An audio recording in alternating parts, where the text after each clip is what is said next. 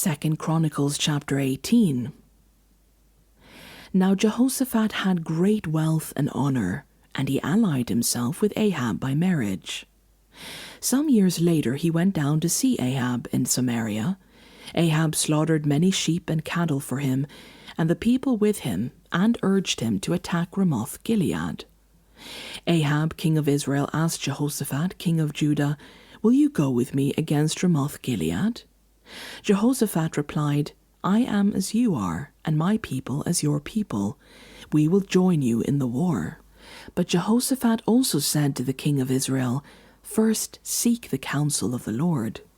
So the king of Israel brought together the prophets, 400 men, and asked them, "Shall we go to war against Ramoth Gilead, or shall I not?" "Go," they answered, "for God will give it into the king's hand." But Jehoshaphat asked, "Is there no longer a prophet of the Lord here, whom we can inquire of?"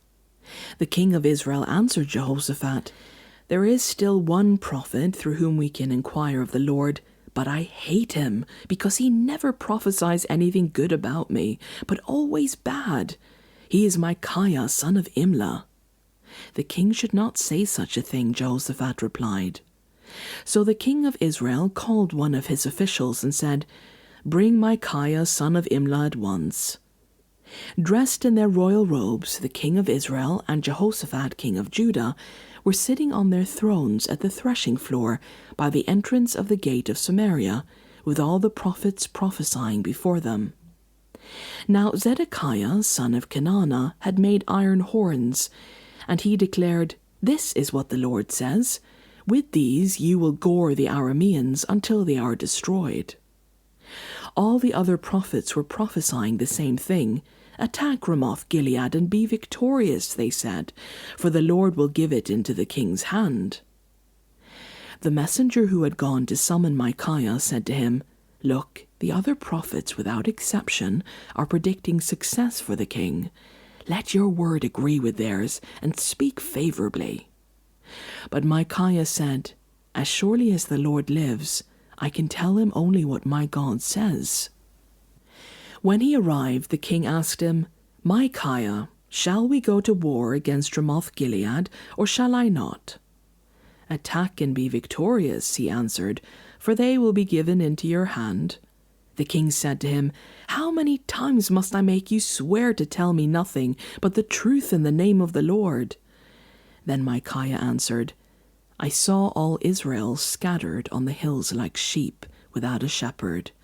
And the Lord said, 'These people have no master. Let each one go home in peace.'"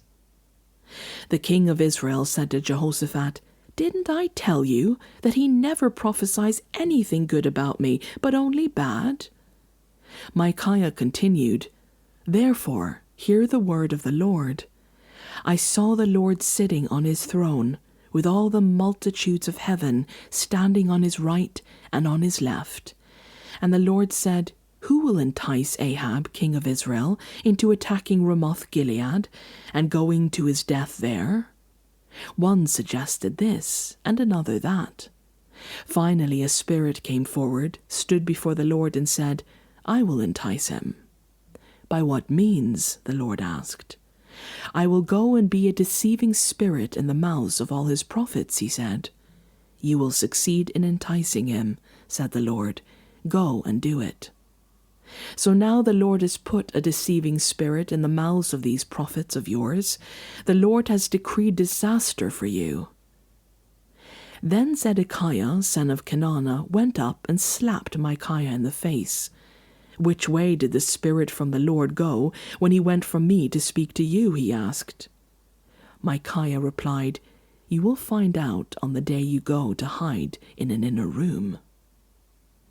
The king of Israel then ordered, "Take Micaiah and send him back to Ammon, the ruler of the city, and to Joash, the king's son, and say, 'This is what the king says. Put this fellow in prison, and give him nothing but bread and water until I return safely.'"